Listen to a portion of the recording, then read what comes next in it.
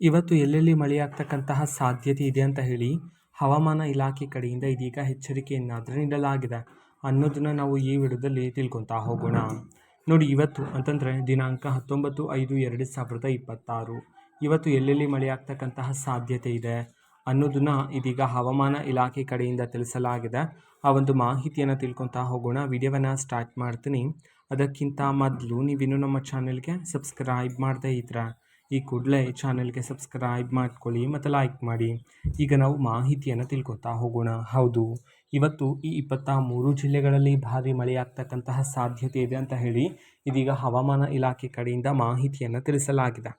ಹಾಗಿದ್ರೆ ಬನ್ನಿ, ಈಗ ನಾವು ಆ 23 ಜಿಲ್ಲೆಗಳ ಹೆಸರನ್ನು ತಿಳ್ಕೊತಾ ಹೋಗೋಣ.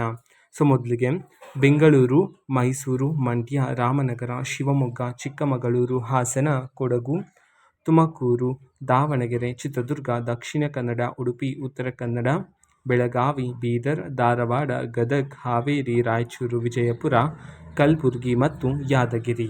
ಈ 23 ಜಿಲ್ಲೆಗಳಲ್ಲಿ ಇವತ್ತು ಭಾರಿ ಮಳೆಯಾಗ್ತಕ್ಕಂತಹ ಸಾಧ್ಯತೆ ಇದೆ ಅಂತ ಹೇಳಿದೀಗ ಹವಾಮಾನ ಇಲಾಖೆ ಕಡೆಯಿಂದ ಎಚ್ಚರಿಕೆಯನ್ನು ನೀಡಲಾಗಿದೆ. ಓಕೆನಾ. ಸೊ ಇವತ್ತಿನ ಒಂದು ವಿಡಿಯೋ ಇದೇ ರೀತಿ ಇನ್ನೂ ಹಲವಾರು ಯೋಜನೆಗಳಿಗೆ ಸಂಬಂಧಪಟ್ಟಂತೆ ಮಾಹಿತಿ ಬಂದ ನಂತರ ಆದಷ್ಟು ಬೇಗ ನಾನು ನಿಮಗೆ ಇನ್ಫಾರ್ಮೇಷನನ್ನು ತಿಳಿಸ್ತೇನೆ. ಅದಕ್ಕೋಸ್ಕರ ಚಾನಲ್ಗೆ ಸಬ್ಸ್ಕ್ರೈಬ್ ಮಾಡ್ಕೊಳ್ಳಿ. ಮತ್ತೀಗ ನಾವು ಫೇಸ್ಬುಕ್ಕಲ್ಲೂ ಸಹ ಈಗ ವಿಡಿಯೋಸ್ಗಳನ್ನು ಅಪ್ಲೋಡ್ ಮಾಡ್ತಿದ್ದೀವಿ. ಫೇಸ್ಬುಕ್ ಚಾನಲ್ ಲಿಂಕನ್ನು ಡಿಸ್ಕ್ರಿಪ್ಷನ್ ಬಾಕ್ಸಲ್ಲಿ ಕೊಟ್ಟಿರ್ತೇನೆ, ಕ್ಲಿಕ್ ಮಾಡಿಬಿಟ್ಟು ಫಾಲೋ ಮಾಡಿ. ಓಕೆನಾ. So thank you, bye.